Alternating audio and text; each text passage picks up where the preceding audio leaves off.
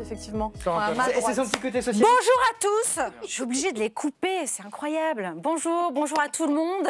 Bienvenue sur Légistream, la chaîne Twitch de la chaîne parlementaire. Comme tous les mercredis de 16h30 à 17h30 en direct, on reçoit 2 élus, 2 députés pour parler de l'actualité politique évidemment. Et aujourd'hui, on a le plaisir d'accueillir Arthur Delaporte. Bonjour. Bonjour. Alors vous êtes député socialiste du Calvados et vous êtes surtout très fâché. Vous êtes très fâché contre le Premier ministre, avec qui vous étiez pourtant en train de négocier, de tracter, de parlementer avec l'ensemble de votre groupe et du Parti socialiste sur le budget. Très fâché pour une expression, le sentiment de submersion migratoire. Vous boudez toujours là au moment où on se parle ? À l'heure où je vous parle, oui. Enfin, je vois pas ce qui a changé en fait par rapport à hier. Alors, je dis quand même pour celles et ceux qui n'ont pas suivi ce qui s'est passé il y a une heure, aux questions gouvernement au Sénat, le président du groupe, Patrick Kanner, a posé une question au Premier ministre qui n'était pas là parce qu'il était à des obsèques et qui a fait lire une réponse. Exactement. Écrite par Matignon. Écrite par Matignon, nous dit-on, par Patrick Mignona. Bon, le problème, c'est que dans cette réponse, il n'y avait pas de mea culpa et il n'y avait pas de réponse non plus à la question qui était posée, qui était de dire est-ce que vous allez par ailleurs toucher à l'aide médicale d'État. Donc en fait, on reste totalement sur notre faim. Et je pense que cette réponse, il faut mieux qu'on n'y pense pas trop. Enfin voilà, c'est passé. Maintenant, la question, c'est que va répondre vraiment le Premier ministre, et pas simplement son porte-parole, dans la question importante qu'on lui pose. C'est-à-dire, est-ce qu'il veut continuer à jouer dans le camp de la République ou est-ce qu'il veut essayer de faire la courte échelle au Rassemblement national ? Voilà, pour vous, donc comme Laurent Baumel, qui est donc un de vos collègues dans le groupe socialiste, qui répondait justement à notre micro hier et qui disait, voilà, c'est tout simplement un clin d'œil au Rassemblement national. Vous faites la même analyse. En fait, déjà, il suffisait de regarder l'hémicycle hier. Quand on pose la question, quand Boris Vallaud pose la question sur la question de la submersion migratoire, qui applaudit ? Oui, on le voit sur les images. C'est pas les macronistes. Hein. On le voit sur les images. Absolument. C'est le Rassemblement national. On le voit aussi qu'ils surjouent la réaction parce qu'ils savent très bien ce qu'ils font quand ils surjouent la réaction. Oui, mais n'empêche qu'ils savent... Parce qu'en fait, qui parle de submersion migratoire ? C'est pas la droite républicaine. Retailleau peut-être, mais c'est pas, en tout cas les macronistes, c'est pas François Bayrou, les chrétiens démocrates. Donc on sait d'où ça vient tout ça. On sent le malaise de toute façon. Derrière la submersion migratoire, il y a l'idée du grand remplacement, il y a l'idée en fait d'une déferlante de migrants qui va en fait étouffer les bons Français. Enfin c'est ça le truc, noyer. C'est pas le cas, c'est faux. Et lui il nous dit oui, il y a quand même un peu de réel puisque on le dit. À Mayotte, en tout cas, c'est le sentiment. Alors parce qu'il a pris l'exemple de Mayotte. Et en plus, il dit je parlais de Mayotte quand je disais ça, et quand on prend. Je veux dire, il croit que le replay n'existe plus. On n'est plus dans les années 80. Je veux dire, non, mais c'est vrai qu'à l'époque, on peut dire j'ai pas dit ça. Aujourd'hui, c'est très très facile, en 2 secondes, d'aller vérifier ce qu'il a dit la veille à la télé.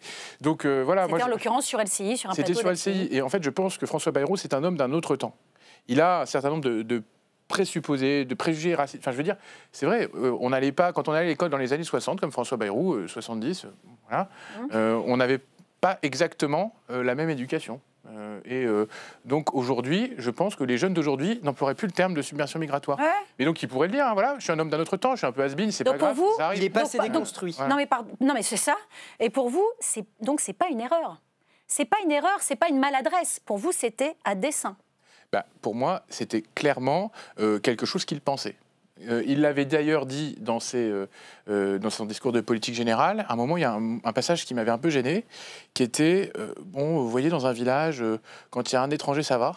Par contre, quand il y en a 30, quand il y en a 30, c'est trop, quoi. Oui, c'est vrai, c'est trop. En fait, c'est la même chose qu'il raconte là. Sur le fil de ça. Il n'a pas dit c'est trop, il a dit les gens ont l'impression. Un sentiment, c'est toujours ce sentiment. En fait, il y a toujours cette idée-là. Sauf qu'en fait, François Bayrou, s'il allait dans des villages qui ont accueilli 30 réfugiés ukrainiens, ce serait pas le même. Ouais. Est-ce que on a dit on est submergé par les Ukrainiens? Non. Quand les Allemands ont accueilli 1 million de Syriens, est-ce qu'ils ont dit on est submergé de Syriens? Enfin, voilà, il y a un moment. En fait, moi, je pense que déjà, c'est une erreur factuelle parce qu'il n'y a pas de submersion migratoire en France. Enfin, je ne sais pas si vous voulez qu'on parle un peu des chiffres, mais si on regarde aujourd'hui, la France a une proportion d'étrangers qui est inférieure à la moyenne européenne. On a à peine 10%. C'est vrai. On est à 8,2%, un truc voilà, comme ça. Ça dépend si on prend en fait les personnes immigrées, en gros 8%, et les personnes étrangères et qui n'ont pas encore eu la nationalité, c'est 10%, 10,6. Oui, mais... Et donc, si on regarde les flux, parce que les flux, en gros, c'est la vague. Stéphanie parle de la vague migratoire, j'étais avec lui hier sur BFM. Est-ce qu'il y a une vague? Non, en fait, en gros, depuis 15 ans, c'est à peu près 200 000 le solde net, arrivées nouvelles, si on prend les arrivées et les départs, chaque année en France. Et par rapport à la population de 68 millions d'habitants, je ne crois pas que ce soit quelque chose qui soit massif. Voilà. Donc, bon, il se trompe et en plus, il relaie des théories racistes. C'est drôle parce que l'épisode de la sémantique et l'utilisation de submersion migratoire, on a retrouvé la même chose pendant la présidentielle, quand Valérie Pécresse reprend le mot de grand remplacement en plein meeting. Enfin, comment vous l'expliquez aussi, cette dérive dans le champ sémantique, en fait C'est pas une dérive qui est nouvelle, en fait. Moi, je me suis engagé en politique. À l'époque, le président, il s'appelait François Hollande. Et c'était au moment du mariage pour tous. Et c'était au moment de ce qu'on appelait la buissonnisation du discours politique. Patrick Buisson, qui était le conseiller de Nicolas Sarkozy et qui, justement, se disait, bon, on a un problème, l'extrême droite monte en France, comment est-ce qu'on fait ? Est-ce que c'est en calquant son discours et donc, du coup, en reprenant aussi cette sémantique, qu'on va réussir à lutter contre la progression de l'extrême droite ? Et François Bayrou, il est face à ce même constat, en gros, l'extrême droite progresse, que fais-je ? Eh bien, en fait, si les gens le disent, c'est qu'ils le pensent. Et c'est que c'est un peu vrai, au fond. Et donc, du coup, je ne vais pas aller contre cette idée reçue, alors que les chiffres montrent l'inverse, mais il va tendre à l'accentuer, parce qu'en fait, il a une responsabilité morale. C'est que, il est Premier ministre de la République française, donc en fait, il ne peut pas relayer n'importe quelle fake news ou n'importe quel discours qui a une consonance xénophobe. Mais en plus de ça, je pense que quand il prend cette responsabilité-là, il contribue à affaiblir, en fait, à banaliser un certain nombre de termes racistes et donc derrière, finalement, à faire monter l'extrême droite, contrairement à ce qui peut être son intention en disant, en copiant leur discours, je vais peut-être montrer que moi-même je comprends. Et donc, sachant que si on regarde les préoccupations des gens, comme on dit, parce qu'on va dire, on fait un sondage pizza, 56% des Français pensent que machin, donc c'est peut-être ça qu'il a regardé. Mais moi, j'ai fait une autre forme de sondage. Je suis allé aux archives départementales du Calvados. Oui, pour les cahiers de doléances. Pour les cahiers de doléances. Alors, d'accord, oui. Vous voulez que je vous raconte maintenant ? Allez-y, non mais racontez-nous. Mais je vous dis pourquoi je vous dis ça. Et en fait, les cahiers de doléances, là, je suis en train de les synthétiser. Ouais. Votre idée, c'est parce que du coup, je l'explique. Je pensais que vous en parlez en fin d'interview, mais c'est pas grave, vous avez devancé ma pensée. Donc, votre idée, c'est de les récupérer et de les synthétiser pour le mois de mars. Alors, pour le mois de mars, en fait, ce que je fais là, c'est déjà que je fais mes vœux de m'asseoir et je vais essayer de présenter une première synthèse de ce que j'ai lu. Donc, vous avez déjà tout lu ? Alors, j'ai tout lu. J'ai j'ai tout lu. Mais pas tout retenu. Feuilleté, mais en fait, c'est très long à coder. En fait, chaque feuille, il y a un certain nombre de propositions. Et donc, je me suis fait aider par une stagiaire très sympa, Juliette, je la salue, Juliette. Bravo Juliette, parce que c'est du voilà, donc elle est en stage pendant 6 mois à la permanence, et donc, du coup, on a... Dans 6 mois aux archives départementales. Non, mais en fait, on a photographié, en gros, il y a environ 290 témoignages. Qu'est-ce qu'il en ressort ?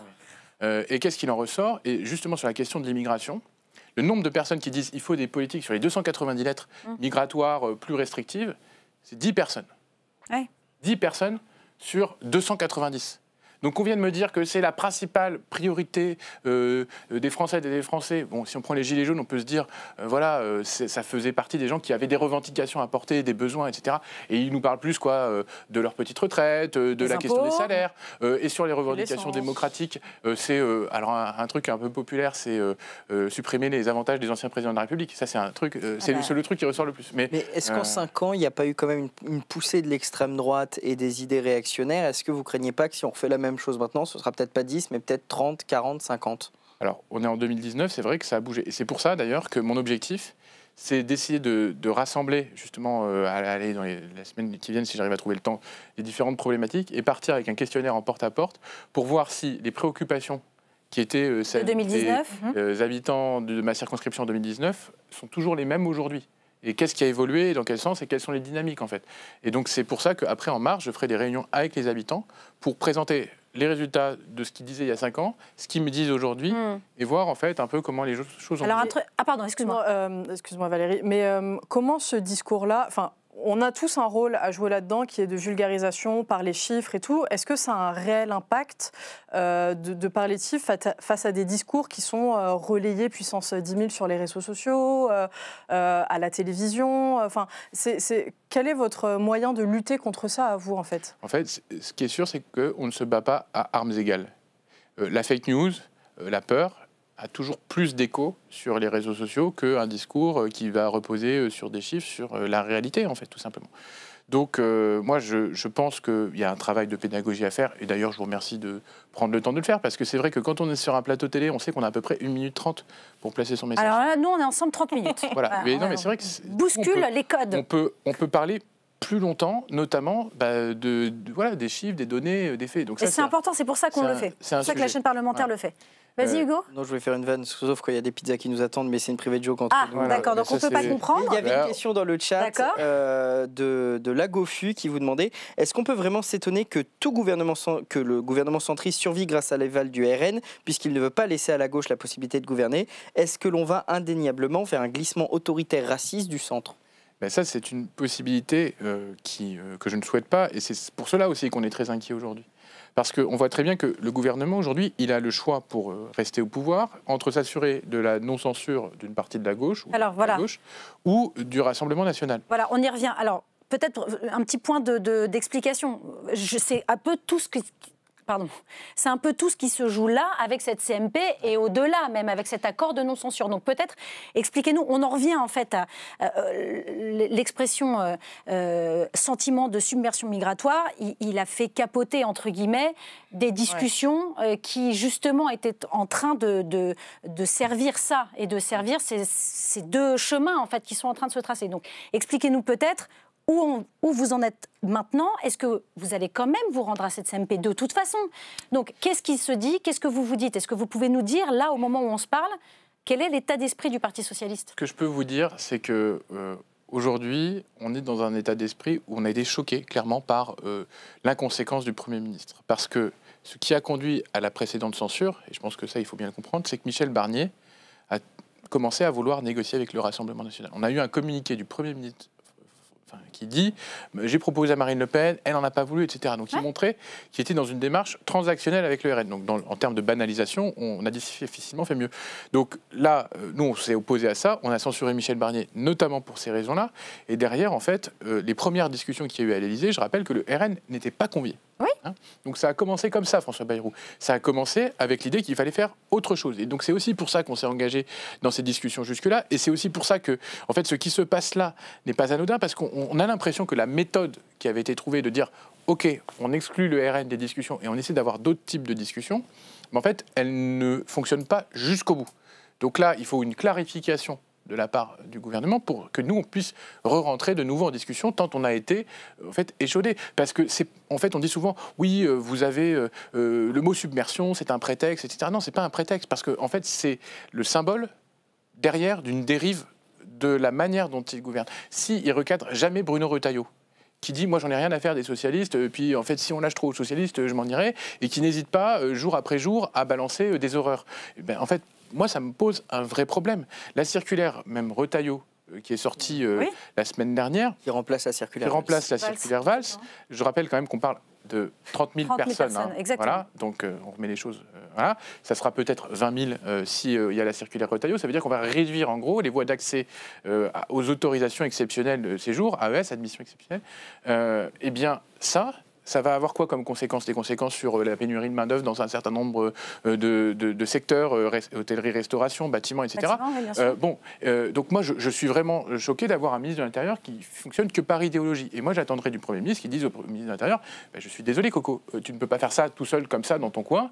Je suis le Premier ministre de la France et j'essaie d'imposer quelque chose de manière générale. Quand Bruno Retailleau dit on remettra en cause l'aide médicale de l'État, j'attendrai de la part du Premier ministre qu'il le recadre. Non, on ne le fera pas. D'ailleurs, il y a un rapport Stefanini-Evin, dont Stefanini est quand même le conseiller spécial de Bruno Retailleau. Ce rapport dit qu'il n'y a pas d'abus massif sur l'aide médicale d'État, etc. Bon, en fait, moi, j'attendrai qu'on en revienne aux chiffres, au rapport, et un peu, on va dire, à ce qu'on appellerait une république humaniste et sociale. Et malheureusement, ce n'est pas le chemin qu'on prend. D'accord. Concrètement, voilà, merci. Juste très concrètement, du coup, donc, alors, il va se passer quoi? C'est des excuses avant 20h ce soir et demain la CMP se passe en bonne intelligence ou pas? On va vous le reprocher, non? Est-ce qu'on va pas finir par vous le reprocher? Là, vos électeurs dans le Calvados, ils vont pas vous dire non, mais nous, on a besoin de stabilité, on a besoin d'un budget. J'aime bien ceux qui disent les électeurs me reprochent. Parce qu'on va aussi vous reprocher d'avoir fait les électeurs, ils sont aussi divers que n'importe qui qu'on rencontre dans la rue. Enfin, je veux dire, il n'y a pas un électeur lambda. Très bien. Donc, et vous ne sentez pas monter dans le pays ce sentiment de non, mais on en a marre là, des censures, en fait, moi, vous savez, je sens deux choses. Je sens, par exemple, celles et ceux qui me disent, en effet, il faut de la stabilité, qu'en ont marre de l'agitation, etc. Les entreprises qui n'embauchent plus parce qu'elles ne savent pas ce qui va se passer dans 2 mois, dans 3 mois. Et j'entends aussi celles et ceux qui me disent, enfin quand même, dégagez-nous, c'est raciste. Enfin, voilà, Retailleau notamment. Donc j'entends aussi Bayrou, il est nul. Et la même personne peut me dire, dégagez-moi Bayrou, et j'ai besoin de la stabilité. Okay. Voilà, donc en fait, ces contradictions-là, elles sont présentes. Et dès qu'on discute avec les gens qui me disent stabilité, stabilité, je dis oui, mais stabilité à quel prix? Stabilité au prix de vous voir imposer 2 jours de carence supplémentaires? Est-ce que c'est ça que vous voulez? Parce que c'était ça, si on n'avait pas commencé à négocier. Est-ce que c'est stabilité au prix de voir augmenter le nombre d'élèves par classe? François Bayrou, vous avez... oui. Et justement, il y a des réactions là-dessus dans le chat. On a par exemple Roger Majax qui dit « Ils peuvent massacrer nos acquis sociaux, le PS est OK avec ça, tant qu'ils le font en parlant poliment. » Et il y a Carlito qui vous demande « Ne craignez-vous pas de vous faire avoir en revenant à la table des négociations avec le gouvernement ?» Alors, de toute façon, moi j'ai toujours eu une confiance très modérée dans François Bayrou. Mais le sujet, c'est qu'est-ce qu'on peut obtenir en effet à la fin. Si à la fin, on obtient une revalorisation importante, je sais pas moi, du pouvoir d'achat, du SMIC, des mesures par ailleurs horribles... Ça, vous l'aurez pas. La prime d'activité peut-être. Je ne sais pas, mais en fait, tout ça... Comment vous allez faire avec le Sénat? Comment on va faire? Comment vous allez négocier avec le Sénat? Alors déjà, parce qu'il y a le Sénat nous, on n'est pas dans la négociation avec le Sénat. Les discussions qu'on avait, elles se faisaient au niveau du gouvernement. Par contre, ce qui va se passer demain, c'est en effet une commission mixte paritaire. Et donc, j'espère que le gouvernement a passé un certain nombre de consignes aux gens de sa majorité, c'est-à-dire les LR et les macronistes, qui théoriquement sont 8 sur 14 dans la commission mixte paritaire. Il fait une majorité. Donc à eux seuls, en fait, ceux qui sont au gouvernement sont majoritaires dans la CMP. Donc si le gouvernement a envie de ne pas être censuré, il a intérêt à indiquer qu'il y a eu un certain nombre de discussions qui ont eu lieu jusqu'ici. Enfin, je crois que nous, on avait passé les messages. Mais on a déjà vu qu'il y a eu un manque de solidarité de la Macronie avec le gouvernement. On l'a vu sous Barnier, on commence à le voir un petit peu avec Bayrou.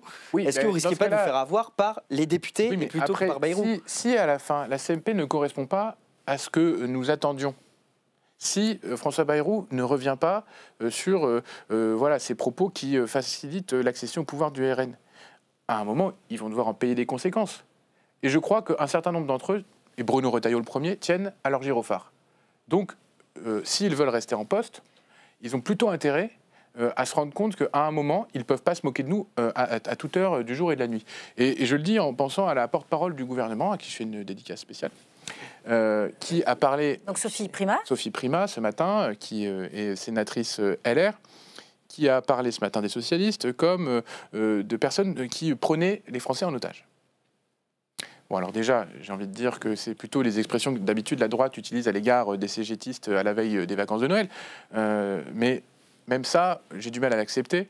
Elle est LR. Elle est LR. Oui, c'est ça. Elle est porte-parole du gouvernement et elle est censée faire partie de ceux qui sont en recherche d'une éventuelle non-censure. Donc, nous, on est plutôt dans une démarche que certains qualifieront de constructive, d'autres de un peu trop constructive. Quoi qu'il en soit, on n'est quand même pas, pas là pour essayer de faire qu'il n'y ait pas de budget pour la France. Mais là, avec ce type d'attitude, et en plus, avec ce type d'indignité dans les propos, parce qu'on vient de commémorer les attentats de Charlie Hebdo, d'Hypercacher, il y a 2 semaines. Là, on est en train de voir ce que c'est que des vrais otages qui viennent de passer 1 an et demi en captivité. Enfin, je veux dire, la terminologie est mal choisie. Franchement, quand on est porte-parole du gouvernement, on fait attention aux mots qu'on emploie et surtout, en fait, on fait attention aux conséquences potentielles de ces mots. Les mots, c'est pas anodin. Les mots, ça traduit une vision du monde. C'est ça, d'ailleurs, le problème de François Bayrou, c'est qu'il a beau être prof de langue, je suis pas sûr qu'il ait tout compris. Enfin, prof de lettres. Et donc, ça veut dire là, vous êtes clairement en train de nous dire que ça va bloquer. On se dirige vers une petite censure, là, du coup. Nous, c'est ce qu'on comprend, mais ça, c'est ce que qu'on a mal compris. En déduisez.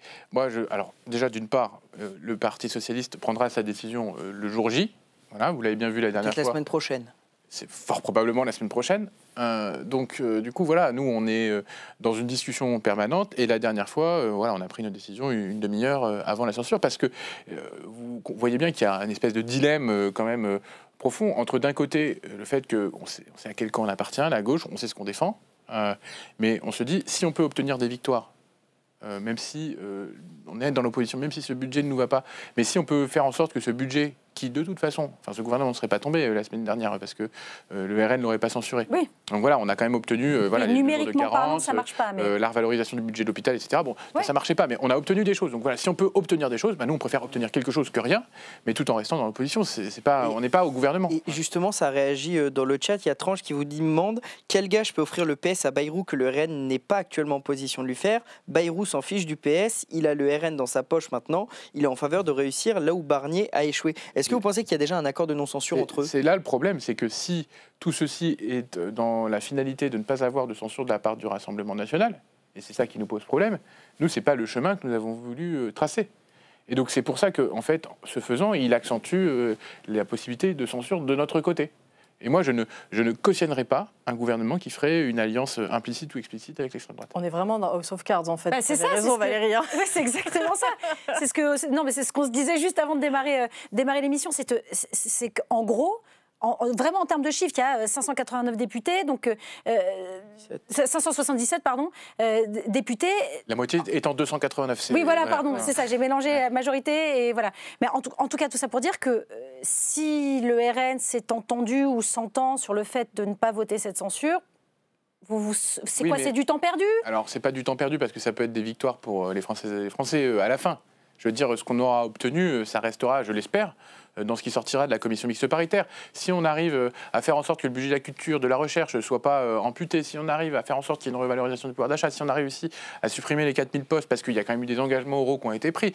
Voilà, il m'a écrit sur les 4000 postes. Oui. Non, mais vous voyez François Bayrou dire je me suis engagé à ne pas toucher aux 4000 postes, et puis dire comme le PS finalement, je ne le fais pas, ça serait quand même un peu singulier. Donc voilà, là pour le coup, il ne faut pas non plus prendre les Français pour des imbéciles. Mais ce que je peux dire en revanche, si on parle de gages, etc., nous, on n'a pas de gage à offrir au gouvernement.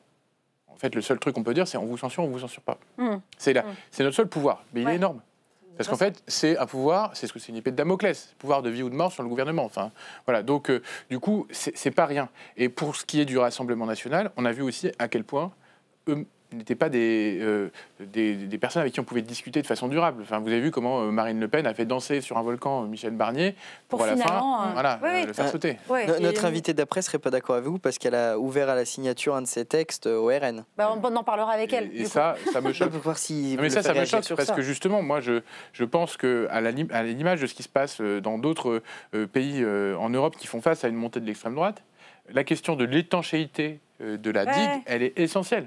Et c'est ce qui produit d'ailleurs les désistements républicains au moment de l'élection législative de juin-juillet dernier. C'est qu'on pense que l'extrême droite est une menace supérieure à tout le reste. Est-ce que vous parlez justement là de le fait de s'être rassemblé sous l'égide du nouveau Front populaire, notamment pour les élections législatives de l'été dernier, qu'est-ce qu'ils vous disent là, vos collègues de la France insoumise? Vous n'êtes pas un peu pris en tenaille dans les négociations entre la majorité d'un côté et LFI de l'autre? Moi, je vais vous dire, alors déjà, je suis pris en tenaille plutôt...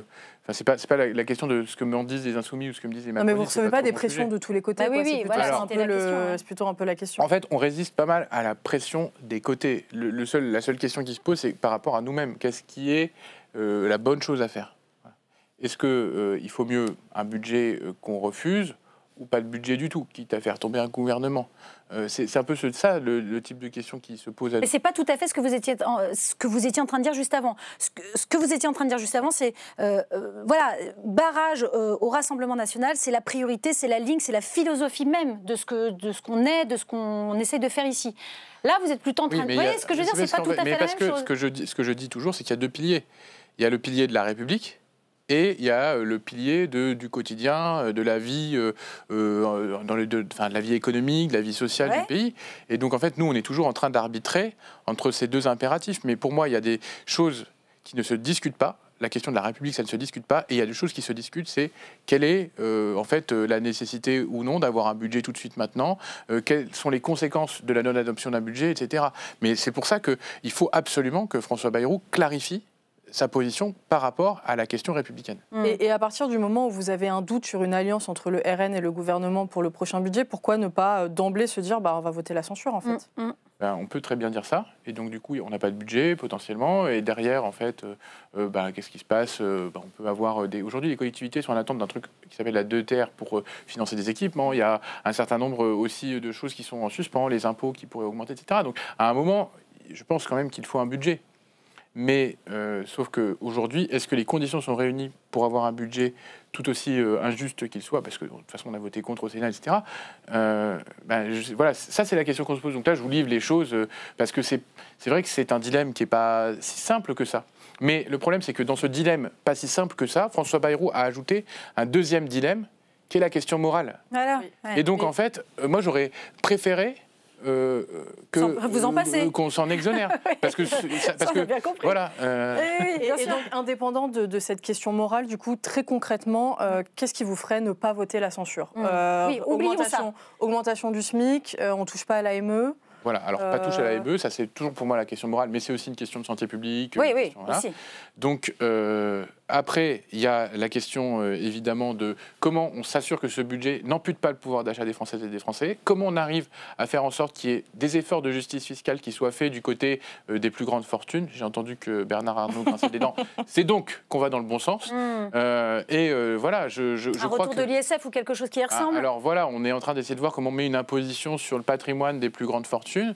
Ça serait pas mal. Enfin, ça serait pas mal parce que quand je regarde Bernard Arnault qui dit oui, mais si c'est ça, je vais aller aux États-Unis chez M. Trump, qu'il y aille, qu'il assume, mais après qu'il ne vienne pas nous dire qu'il est patriote et qu'il défend la France et qu'il soit le sponsor des JO. Enfin, je veux dire, il bénéficie assez de l'image de la France pour se dire qu'à un moment, il faut aussi rendre au pays ce qu'il lui a donné. Enfin, si sa fortune est passée en l'espace de 15 ans de 7 à 147 milliards, c'est pas simplement parce que il y avait 1,7 milliard d'après le dernier classement Forbes, il a perdu 1,7 milliard. Oui, voilà, c'est pas les grands jours pour lui. Oui, d'accord, mais il a quand même gagné en moyenne à peu près 4 millions d'euros à la minute ces dernières années. Donc qu'est-ce que c'est 4 millions? Voilà. Bernard Arnault dit justement qu'on taxe trop le Made in France. Qu'est-ce que vous lui répondez? Je crois que Bernard Arnault ne paye pas forcément le même niveau d'imposition que monsieur et madame tout le monde. Donc voilà, moi je serais pour qu'il paye à peu près le même niveau d'impôt que monsieur et madame tout le monde et qu'il n'ait pas trop de mécanismes d'exit. Et comme on arrive en fin d'interview, moi j'aimerais... Il y avait une question dans le chat sur la fameuse loi influx-voleur, puisqu'elle a été promulguée. Et on nous demande, êtes-vous satisfait de l'application concrète de votre loi transpartisane visant à encadrer l'influence commerciale et à lutter contre les dérives des influenceurs sur les réseaux sociaux, sachant que moi je pense à vous tous les jours parce qu'actuellement sur ma chaîne j'ai une sponsor et du coup je suis obligé de mettre sponsorisé. Donc, oui, mais c'est plutôt... pardon, ça c'est bien la transparence. Je pense à vous tous les jours. C'est bien. Je me plains pas. Donc, non, mais, alors, j'ai dit que je pense aux députés, je ne me plains pas. La preuve, c'est que l'application, il y a une appréhension, enfin les acteurs se sont appropriés le sujet. Et savent que maintenant il faut de la transparence sur l'intention commerciale. Est-ce que l'application est géniale et absolue? La réponse est non. En fait, on observe quand même encore un certain nombre de dérives. Là, il y a eu un article du Parisien il y a un mois et j'ai sollicité le ministère là-dessus, sur la pub pour la chirurgie esthétique qui continue ou qui reprend. Bon, ça veut dire qu'il y a des problèmes dans les moyens mis pour la répression des fraudes, pour appliquer cette loi. Il y a des moyens qui ne sont pas suffisants. Il y a aussi des plateformes qui ne font pas assez d'efforts en termes de modération de contenu. Voilà, donc ça, c'est des choses sur lesquelles il faut continuer à travailler. Et d'ailleurs, j'étais encore il y a une demi-heure avec Stéphane Vogetta pour réfléchir à ce qu'on appelle la loi influenceur 2. Député pirate. Voilà, député pirate. Voilà, celui qui a battu Manuel Valls. Moi, je préfère retenir ça. C'est un député de Twitch aussi. Et donc, il est déjà venu ici, non? Non. Bonne idée. Vous avez quitté Twitter ou pas? Alors, j'ai pas quitté Twitter, mais c'est vrai que c'est une question... Enfin, X, pardon. X. Non, mais vous voyez, on parle de dilemme. C'est toujours un truc à double tranchant. Et vous en pensez quoi alors? Moi, je suis plutôt partisan, à ce stade, de rester sur Twitter. Pour Déjà, parce qu'il y a aussi des messages à passer. Donc, du coup, voilà, moi, je pense que... Mais qui, par le jeu des algorithmes, vont être noyés dans... Ils sont noyés, mais bon, voilà, ça agace les trolls. Voilà, ce matin, j'ai une petite vidéo qui a été reprise par F de Souche, donc je ne sais pas si comment... un des gars de la fachosphère. Voilà, je le prends plutôt bien. Je me dis, bon, bah voilà, au moins, ça nargue les fachos. Après, est-ce qu'il ne faut pas avoir d'autres canaux de diffusion? Si, d'ailleurs, je suis allé sur Blue Sky. Et alors, est-ce que le débat est plus apaisé sur Blue Sky? Non, l'un des premiers réponse que j'ai eue, c'est espèce de fils de pute, je sais pas quoi. Je me dis bon, voilà. Donc du coup, voilà, tout n'est pas plus apaisé ailleurs. C'est un modèle, quoi. Voilà. Ok, donc pour l'instant vous restez et vous n'envisagez pas forcément de. Pour l'instant, je reste. J'essaie d'être sur une communication des grands groupes comme Le Monde, etc. Tous ces grands groupes qui ont décidé de quitter justement. Non, mais très bien. Moi, je pense que plus le mouvement pour quitter Twitter est important, plus ça sera fort. Partez devant, je vous rejoindrai plus tard. Non, mais je veux dire, les médias, ils ont aussi d'autres canaux de diffusion. Pour diffuser leur contenu. Le Monde, c'est plutôt le site du Monde, c'est l'application du Monde, etc. Moi, il n'y a pas d'application arthurdelaporte.fr. Elle n'existe pas encore. Bon. Voilà, donc je n'ai pas encore 3 millions d'abonnés sur ma chaîne YouTube, etc. Donc voilà, pour l'instant, ça fait partie de mes canaux de diffusion et je le conserve. Voilà, il faut aussi savoir où on est. Donc on peut toujours vous suivre sur X, mais aussi sur Blue Sky, Insta. À quand la prochaine vidéo marché explicative? J'arrive à trouver le temps et en ce moment, les censures m'occupent beaucoup. Mais bientôt, on fera une explication des censures. Et d'ailleurs, qu'on suivra demain avec grande attention, évidemment, sur la chaîne parlementaire. Merci beaucoup, Arthur Delaporte. La censure, c'est la CMP. Hein. J'ai dit quoi? La censure? J'ai rien dit du tout. Non, j'ai rien dit. Je parlais de la commission mixte paritaire, évidemment. Évidemment qu'on va suivre et qui démarrera demain. Vous couperez le replay, C'est ça. À bientôt. Merci beaucoup, Arthur Delaporte, d'être venu nous voir sur Legistream. Et on va accueillir tout de suite notre seconde invitée, parce qu'il n'y aura pas d'autre. On dit seconde. Du coup, on va essayer de bien parler quand même. Bonjour. Ça va? Bonjour, très bien, et vous? Ça va, merci. Merci beaucoup, Naïma Mouchou, d'avoir accepté notre invitation ici dans Legistream. Donc, je le rappelle, la chaîne Twitch de la chaîne parlementaire avec mes collègues et amis Sacha et Hugo. Je ne vous ai pas présenté tout à l'heure, à regret. Donc voilà, je le fais maintenant. Oui, je disais, on va essayer de choisir nos mots parce que vous êtes quand même vice-présidente de l'Assemblée nationale. C'est pas rien. Député Horizon du Val d'Oise. Et c'est pas rien. Et c'est pas rien non plus, évidemment, le Val d'Oise, c'est super, on adore. Et puis Horizon, bon, je pense que ça parle à tout le monde ici, mais pour faire une petite, pour expliquer un petit peu, c'est le parti qui a été créé par Édouard Philippe. Édouard Philippe qui a été évidemment Premier ministre, Comment vous regardez le travail de l'actuel Premier ministre? Est-ce que vous comparez en permanence ce qu'était Édouard Philippe, la méthode Édouard Philippe, et ce que fait aujourd'hui François Bayrou? Et je vous amène évidemment, je vous sers sur un plateau d'argent, le sentiment de submersion migratoire. Est-ce qu'il n'aurait pas dû dire ça? Est-ce que c'était une erreur? Est-ce que c'était au contraire une technique? Alors d'abord, c'est un exercice forcément différent parce que le style, c'est l'homme. Et Édouard Philippe et François Bayrou ont des attitudes différentes parce qu'ils ne sont pas faits de la même matière, ils n'ont pas les mêmes expériences, ils ne sont pas issus d'ailleurs des mêmes familles politiques et ils n'ont pas le même caractère. Donc ça fait déjà quelques différences. Même s'ils sont tous les deux, évidemment, motivés par l'intérêt général, ça je ne le remets pas en cause. Matignon, c'est un exercice difficile. Et surtout, les circonstances ne sont pas les mêmes. François Bayrou, il est nommé Premier ministre alors qu'on est une assemblée hyper fragmentée. Il n'y a pas de majorité et qu'il n'y a pas de budget. Donc ça fait quand même quelques contraintes qu'Édouard Philippe, c'est vrai, n'a pas connues, même s'il a traversé d'autres crises, mais ça fait que la situation n'est pas comparable en réalité sur les propos qu'il a tenus. Je vais être franche et je vais être très directe. Que François Bayrou mette des mots sur ce qui est le sentiment d'une partie des Français, moi, ça ne me choque pas. Même si le mot est fort, c'est vrai que c'est puissant de parler de submersion et de ce que peut-être il y a derrière. Mais c'est un sentiment qui existe, voilà. À Mayotte, ça existe, c'est vrai. On était en commission des lois ce matin sur un texte proposé par la droite républicaine sur l'immigration à Mayotte. Qui sera dans la niche de jeudi prochain. Absolument. Voilà. C'est jeudi en séance publique. Ça existe à Mayotte. Il y a une pression migratoire qui est terrible. Je suis issue de la banlieue parisienne.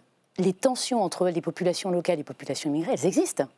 Dans les grandes métropoles aussi, ça existe. Le sentiment de submersion, quand vous parlez aux gens, il existe.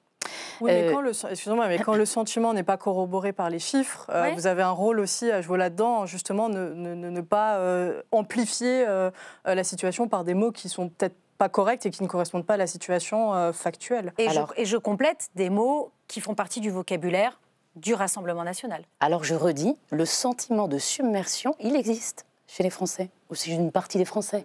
Moi, oui, mais la question, c'est pas le sentiment. La question, c'est que le sentiment est amplifié aussi par vos mots et que la situation factuelle par des chiffres, non, mais par les mots qui sont utilisés. Est-ce qu'au lieu de dire le sentiment des Français est juste, il ne faut pas dire aux Français plutôt regardez, les chiffres montrent que votre sentiment est amplifié par les discours de l'extrême droite? Mais attendez, l'un n'empêche pas l'autre. On peut, oui, mais vous le faites pas. Comme Premier ministre, moi je le fais. Je vais le faire. On peut comme Premier ministre à la télévision, interrogé sur un sujet qui est abrasif. L'immigration, ça trahit le corps social en permanence. En permanence, tout le temps on y revient. De la mauvaise manière, mais tout le temps on y revient. Le Premier ministre peut dire à la télévision devant les Français, j'ai compris qu'il y avait chez une partie d'entre vous un sentiment de submersion. Ça n'empêche pas le débat de savoir si c'est une réalité, s'il faut le confirmer, le diminuer, etc. Quand on regarde les chiffres et qu'on se dit qu'il y a 10% d'immigrés, on n'est pas dans la submersion. Mais il y a quand même un sujet chez les Français. Pourquoi il y a ce sentiment aujourd'hui ? Moi, je crois qu'il y a un sujet à traiter sur l'immigration illégale. Je crois qu'on doit se poser la question des quotas sur l'immigration légale. Mais je crois surtout, et avant tout, c'est la question de l'intégration qui est un problème aujourd'hui dans notre pays. Parce que quand vous creusez, vous discutez avec les gens, c'est pas tant les étrangers qui arrivent aujourd'hui, c'est plutôt les immigrés des générations précédentes, c'est-à-dire des Français. Je peux en parler, puisque je suis moi-même issue de l'immigration, je suis la première génération née ici. Il y a un sujet d'intégration. On a très longtemps assimilé dans notre pays, et c'est brutal ça, l'assimilation. On vous demande d'effacer vos identités. Moi, je ne suis pas pour l'assimilation, mais je suis pour l'intégration. Je dis qu'avec nos différences, on peut essayer de former une communauté nationale. Et ça, on ne le fait plus. L'État est totalement maintenant disparu. Voilà. Donc, et il est là le sujet. Donc on peut traiter la question, mais vous donc imaginez, elle a été maltraitée par François Bayrou. Non, mais il a répondu à une question. Pas complètement, on va dire. Moi, je crois qu'effectivement, ça mérite un débat qui soit plus large. Mais je ne suis pas pour dire qu'il ne faut pas, encore une fois, traduire les réalités de ce que ressentent les Français. Parce que sinon, qu'est-ce que ça veut dire? Vous êtes en train de dire aux gens, attendez, votre sentiment, là, c'est une lubie, c'est une vue de l'esprit, c'est n'importe quoi, tout ça se passe dans votre tête. Et c'est là que vous les poussez dans les bras du Rassemblement national, précisément. Surtout qu'on a un groupe médiatique qui le pousse avec CNews, et on voit l'augmentation, l'exponentielle de CNews qui va sûrement être devant... C'était pour dire, votre lecture à vous, c'est dire, je vous ai entendu. Je vous ai entendu, je vous ai compris. Je vous ai entendu, mais bien sûr, je vous ai entendu, je vous ai entendu, je vais faire un constat qui est différent, je vais vous expliquer pourquoi, et je vais apporter des solutions.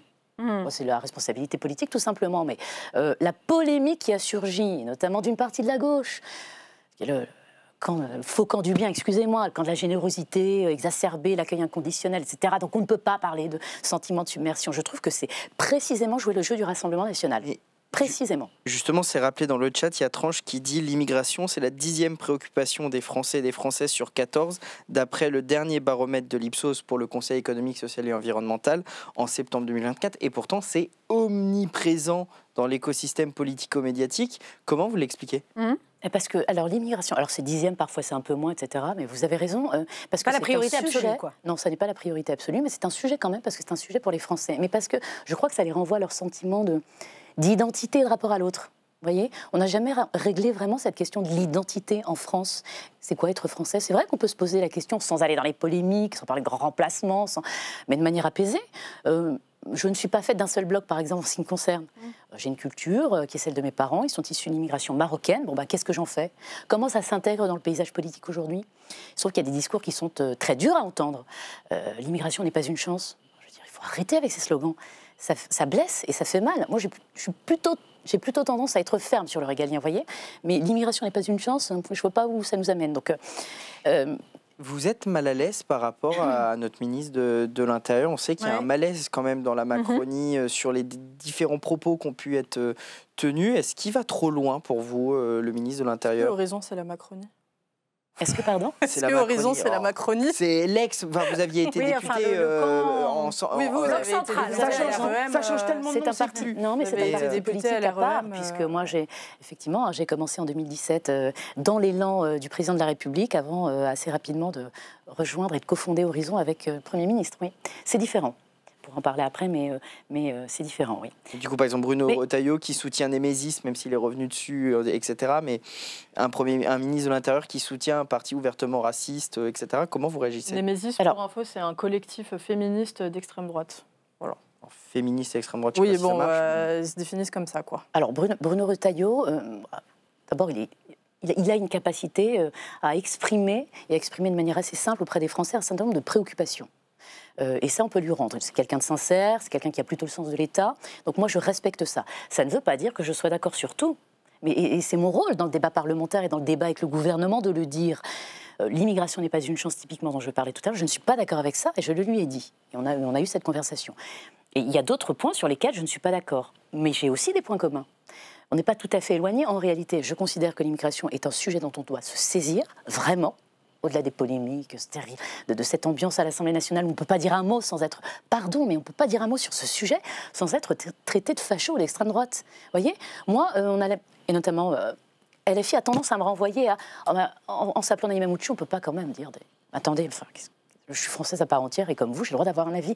Vous voyez, c'est ça que j'essaie de surpasser. Et la manière dont Bruno Retailleau amène ces sujets-là, elle est intéressante quand même. Après, encore une fois, on peut avoir des divergences, mais on converge, j'ai envie de dire, sur l'essentiel. Est-ce que vous comprenez que, en tout cas pour revenir sur cette expression, donc ce sentiment de submersion migratoire, que ça bloque toutes les négociations, notamment du point de vue du Parti socialiste, en vue de cette commission mixte paritaire qui aura lieu demain? Mais ça n'est pas normal, ça n'est pas responsable. Bon, je crois que c'est un prétexte du Parti socialiste parce que ça peut s'inscrire dans un débat d'ailleurs. Il peut y avoir un débat entre mes collègues de gauche et le gouvernement et le Premier ministre sur ce sujet. Que ce soit demain un point de blocage qui mette à néant nos efforts sur le budget, ça pose quand même question. On est la 7e puissance mondiale et on n'est pas doté de budget. Et parce que François Bayrou a dit ce qu'il a dit hier, parlant de sentiments encore une fois, j'insiste là-dessus, il n'a pas dit qu'il y avait une submersion migratoire. Parler de sentiments, que les socialistes nous disent tout d'un coup ah bah alors si c'est comme ça, il n'y aura pas de budget, on risque de voter la censure, en tout cas on met fin aux négociations en cours, c'est totalement disproportionné. Donc je m'interroge sur la stratégie. Et ça n'est pas d'intérêt général parce que, encore une fois, si on n'a pas de budget, entre l'économie qui ralentit, l'absence de visibilité, là on va droit dans le mur. Droit dans le mur. Oui. Non, moi c'est une question que je pose à beaucoup de députés de la majorité, mais qui n'arrivent jamais à me répondre. C'est qu'est-ce qui vous ferait quitter la majorité?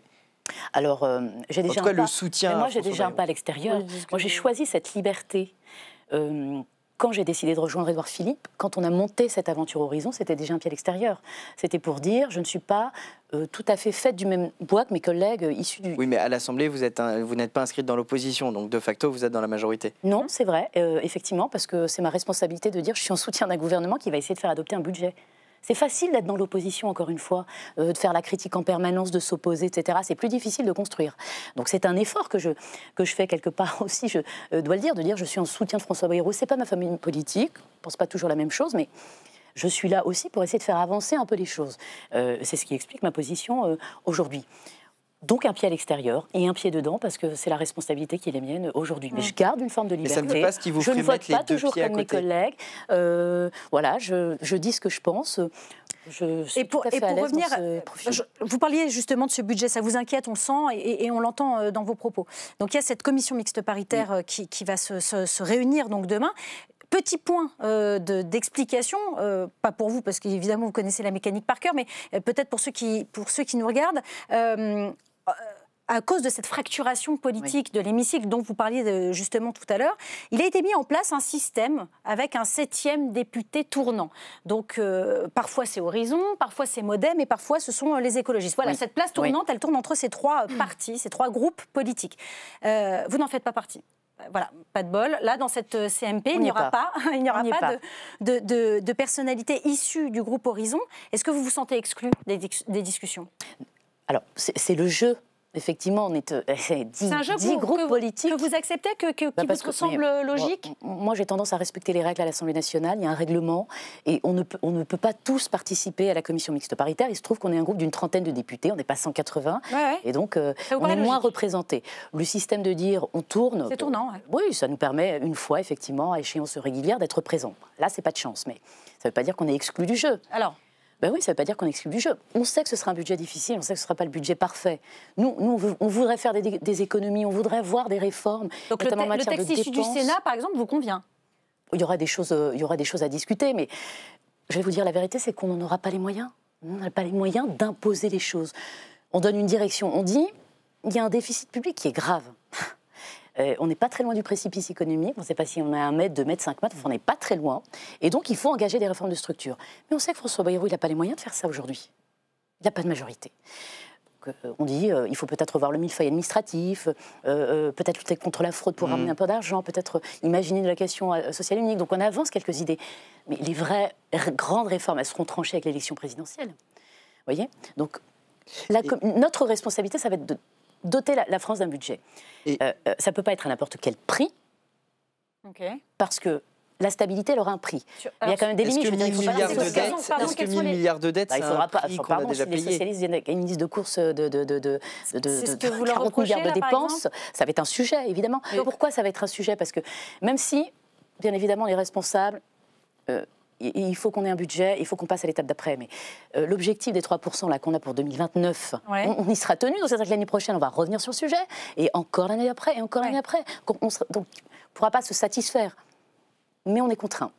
C'est quoi, vous, vos no-go zones? Sur quoi c'est quoi la ligne rouge? Voilà, vos lignes rouges. Alors on essaye, vous savez bien, on essaye d'avancer sans ligne rouge, parce que c'est précisément les points de blocage, si vous venez avec des lignes rouges. Alors, les hausses d'impôts. Dans le pays, encore une fois, qui prévalent le plus au monde, se dire que la solution encore à la dette, c'est d'aller emprunter davantage. Chez les plus fortunés? Non, ça vous parle même pas, mais je vais vous dire même pas, parce que, encore une fois, je vois bien que c'est très populaire, que c'est... Non mais... Et il y a alors ça existe déjà. Ça existe déjà. Oui, mais par exemple, on prendrait 1 milliard d'euros à M. Arnaud. Oui. Il continuera à vivre tranquille. Il ne verra pas la différence. Il ne verra pas la différence. Et ça pourrait sauver la vie, littéralement sauver la vie, de plusieurs dizaines de milliers de personnes. Mais les 1 milliard, ça ne servirait même pas en vérité, et ça n'est pas une solution pérenne. Monsieur Arnaud, il peut très bien décider aussi sur un coup de tête, si vous le prenez 1 milliard d'euros, de dire je vais délocaliser moi. Parce que regardez, je reviens des États-Unis où Donald Trump, lui, il baisse les impôts de production, Est-ce que ça ne montre pas la faiblesse de l'État? Oui. La faiblesse de l'État? On n'est pas capable de dire non, vous partez pas. Est-ce que ça ne montre pas que la France est devenue un pays faible sur ces sujets-là? Non, je ne crois pas, parce qu'on est un pays libre. On est un grand pays de liberté. On est un grand pays d'entrepreneurs. Je crois qu'on doit être fiers d'avoir de grandes entreprises qui nous représentent, y compris à travers le monde. Mais enfin, si c'est pour les pousser à la sortie, parce qu'il ne faut pas oublier que les gens qui ont de l'argent, ils peuvent choisir la mobilité, ce que les pauvres ne peuvent pas faire. Et donc me dire qu'il y aurait moins de riches dans le pays, moi, c'est pas mon objectif. Je voudrais qu'il y ait moins de pauvres. Donc je dis sauf qu'on a des pauvres toujours plus pauvres et des riches toujours plus riches. Oui, et ça n'est pas normal. Est-ce que ce n'est pas l'échec de votre politique aussi? Édouard Philippe a été à la tête du gouvernement pendant 3 ans.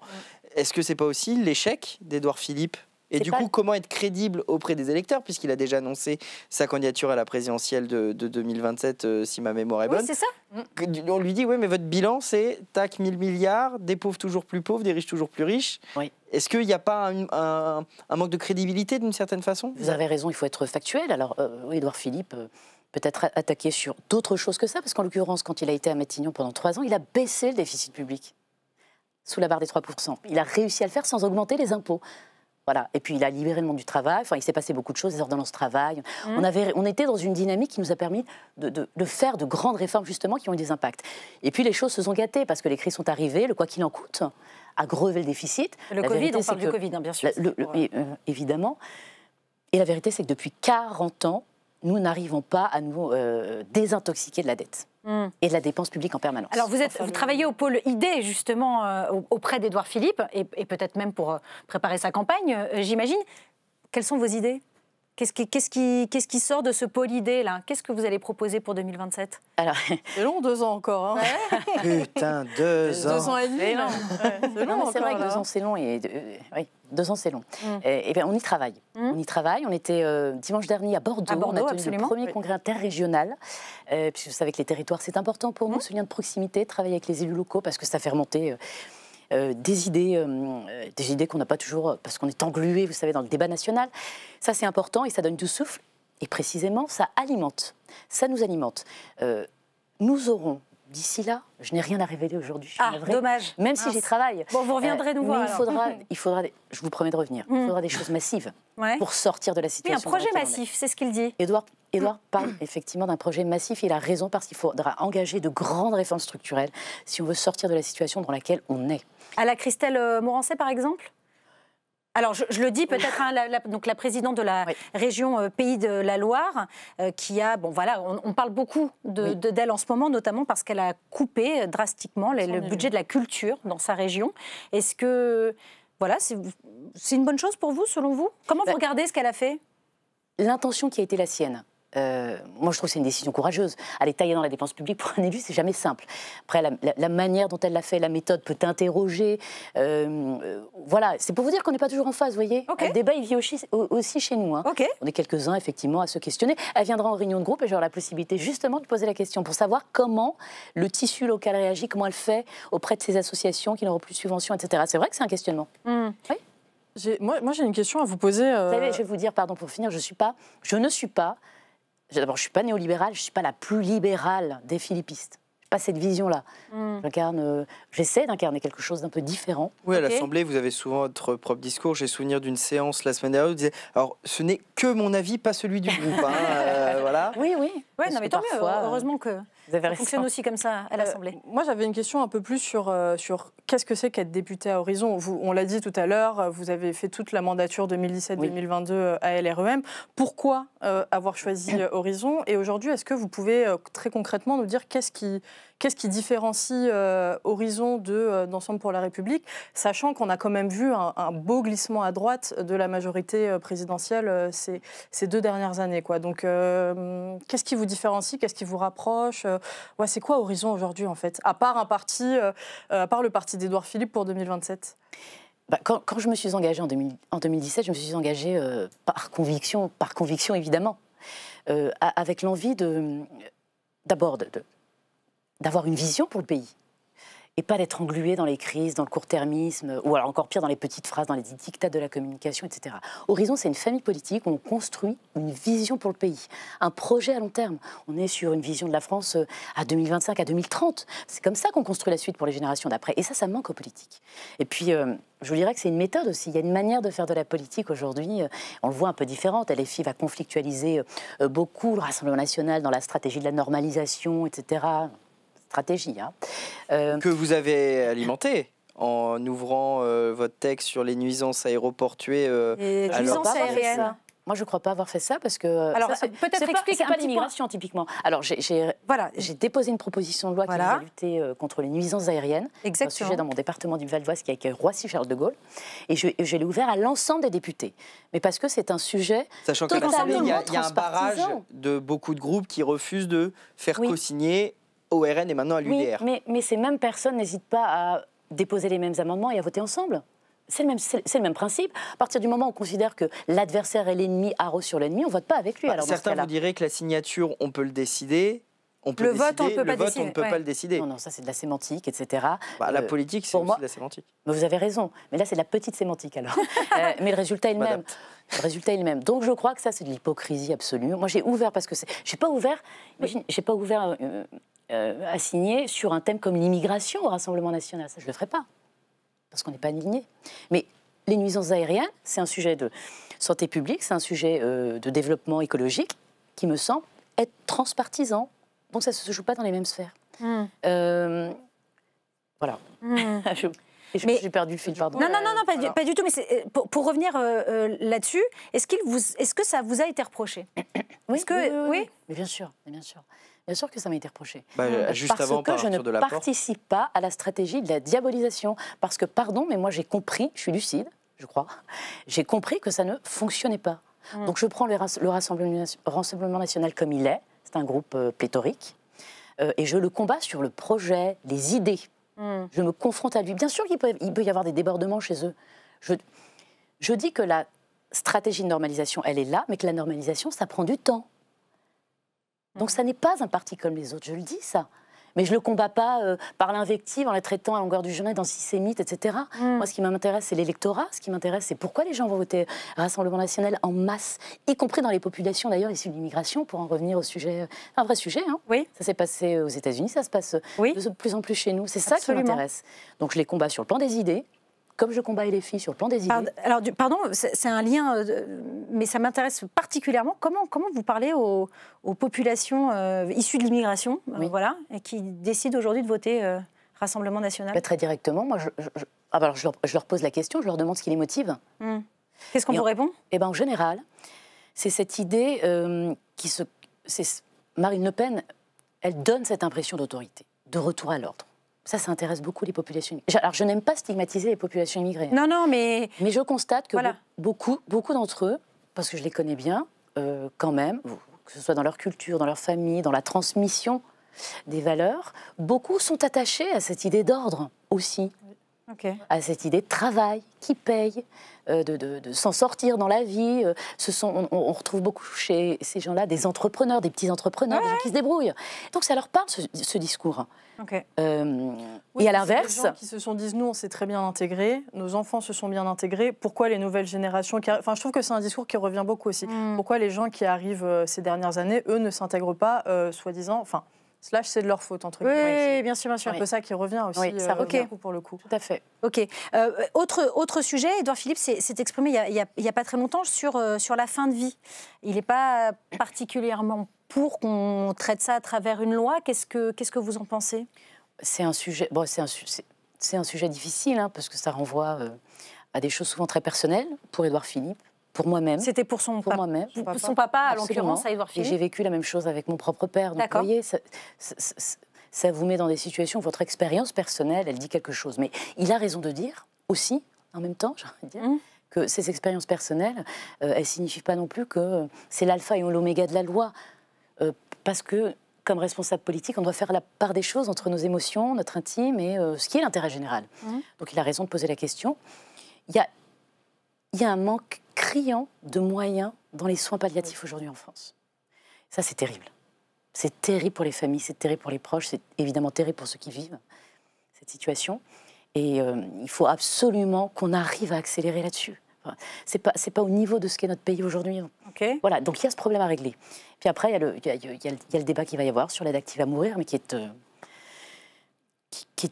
difficile, hein. Je ne le nie pas, moi je ne sais pas, je ne suis pas tout à fait forgée d'opinion. Vous avez suivi évidemment les débats précédents. Voilà ce qui s'était passé avant donc, la dissolution et où on en était juste avant que tout reparte plus ou moins Vous êtes d'accord avec cette idée de deux lois différentes de François Bayrou Oui, c'est plutôt une formule qui vous convient? Oui, je trouve que c'est une bonne solution. Ça permet aux députés de se prononcer sur deux sujets différents. Peut-être qu'un texte aurait noyé. Vous voyez Est-ce que c'est pas aussi lié au lobby des soins palliatifs qui sont très présents sur ces sujets-là, justement d'avoir deux textes différents? Alors, je ne peux pas répondre à la question, je n'en sais rien. Moi, je ne crois pas, ça ne m'est pas remonté en tout cas. Moi, quand j'ai travaillé sur ces sujets-là, je plutôt travailler avec des associations de personnes qui accompagnent ceux qui sont en fin de vie. Vous-même, vous avez évolué sur vos positions là-dessus? Oui, mon expérience personnelle. Ah oui, a fait voir les choses. Oui. Ah ouais. Mais expliquez-nous exactement. Bon, j'avais tendance, je crois, à être un peu plus en retrait de ces sujets. Peut-être avec une vision un peu parce qu'elle est moins personnelle, elle est peut-être un peu plus dure aussi. Et le fait de l'avoir vécu me fait voir les choses différemment. Oui, c'est vrai. Puis le fait d'être au contact de gens qui l'ont vécu, enfin voilà, tout ça joue beaucoup. Je change complètement de sujet si vous m'autorisez. Bien sûr, bien sûr. Vous attendez à ce qu'on ait un nouveau Premier ministre dans les prochaines semaines? Oui, c'est vrai. Vous êtes dans quelle optique? On boucle la boucle. Il nous reste quelques minutes avec un troisième comme ministre. Ça, on fait le tour. Je ne plaide pas pour ça. Je ne plaide évidemment pas pour ça. Ah ouais? Ah non. Mais non, parce que la politique, c'est aussi la continuité. On a des ministres en place qui ont des missions. Ce serait bien qu'ils aillent au bout, qu'ils puissent peut-être présenter quelques textes, parce qu'il y a des vrais sujets sur lesquels on a envie d'avancer. Le régalien est un sujet, l'économie est un sujet dans le pays, l'école, la justice. Un autre Premier ministre, ça veut dire une autre personnalité, peut-être avec une vision encore différente, peut-être des nouveaux ministres. Les Français en ont marre de ça. Un autre DPG. Une déclaration de politique générale. Non, on veut, et les Français, c'est ce qu'ils veulent, de la stabilité. François Bayrou. Et là, il a monté une équipe. Voilà. Essayons, texte par texte, de construire ces majorités sur des sujets peut-être qu'on peut... je pense qu'il faut voir ensemble d'ailleurs. Il faut qu'on ait ce travail d'échange avec François Bayrou sur quelles sont les priorités de chacun pour voir là où on peut converger. On n'a pas le choix. Et un sujet plus léger, est-ce que vous attendez une nomination au prix de l'humour politique de cette année pour votre amendement patate? Alors attends, faut que tu réexpliques. Oui, non, parce que moi j'étais en live. Vous vous en rappelez? J'étais en live sur le DPG et il y avait un amendement sur en gros une généralisation d'un truc qui ne concernait pas les entreprises qui fabriquaient des chips. Donc l'amendement patate. Et avec la fatigue, vous dites pour plaisanter l'amendement patate, vous faites votre truc. Et puis là, vous dites nombre de patates au lieu de nombre de votants. Est-ce que vous attendez du coup une nomination c'est terrible. politique? Vous en rappelez de ce moment? Alors je m'en souviens très bien. Écoutez, ce sera la première récompense. Il faut toujours être fier des récompenses, mais à l'époque, à l'occasion de cette... Peu de temps avant les fameuses patates, j'ai Sandrine Rousseau dans l'hémicycle qui fait un bras d'honneur. Oui, c'est vrai. Oui, bien sûr. Et là, je vois l'hémicycle qui... C'est vrai. Les fusions, et je me dis ça va être difficile. Donc je suspends la séance, j'essaie de calmer les uns et les autres. Je vais voir Sandrine Rousseau.